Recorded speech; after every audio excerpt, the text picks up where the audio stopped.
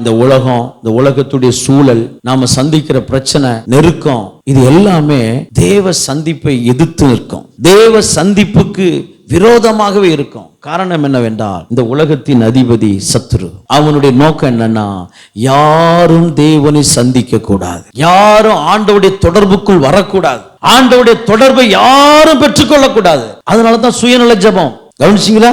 சுயநல ஜெபம் செய்வதற்கு பிசாசு ஒரு நாளும் தடை செய்ய மாட்டான். நீங்க 3 மணி நேரம் சுயநல ஜெபம் செய்யலாம், அந்த ஜெபத்துக்கு எந்த தடையும் இருக்காது. சுயநல ஜெபம் செஞ்சுட்டு எழும்பி, பரவாயில்ல நான் நல்லா ஜெபம் பண்ணிட்டேன் இன்னைக்கு அப்படின்னு ரொம்ப சந்தோஷமா வருவோம். ஆனா நீ மறுரூபமாயிருக்கிறியா? 3 மணி நேரம் ஜெபம் பண்ற ஓ வாழ்க்கையில விஷன் உண்டானதா? தரிசனம் உண்டாதா? கண்ணு திறக்கப்பட்டதா? ஓ செவி கர்த்தருடைய குரலை கேட்டுச்சா? நீ ஜெபிக்கிற நேரத்துல கர்த்தர் உன் நாவை கண்ட்ரோல் பண்ணி அவர் ஜெபித்தாரா? இதெல்லாம் கிடையாது.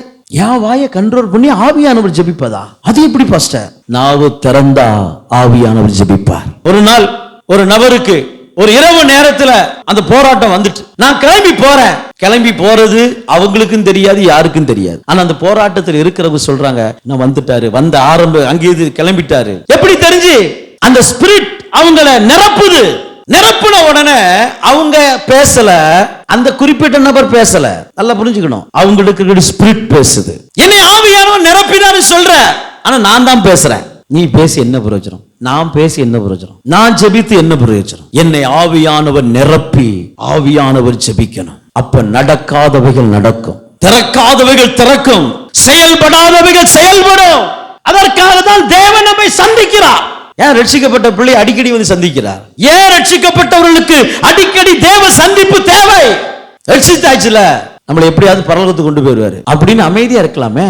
இல்ல, ஆண்டோட விருப்பம் என்ன தெரியுமா? என்னை அடிக்கடி அடிக்கடி சந்தித்து என்னை அவர் கண்ட்ரோல் எடுத்து அவர் செய்ய வேண்டியதை என் மூலமா அவரே செய்ய விரும்புகிறார். இதுவரைக்கும் பிசாசு அவர் துரத்திக்கிட்டு இருந்தார். இப்ப சொல்றாரு, இல்லப்பா நான் உன்னை ஃபுல் பண்ணி உன் வாயை நான் பயன்படுத்தி நான் பிசாசை துரத்துறேன்.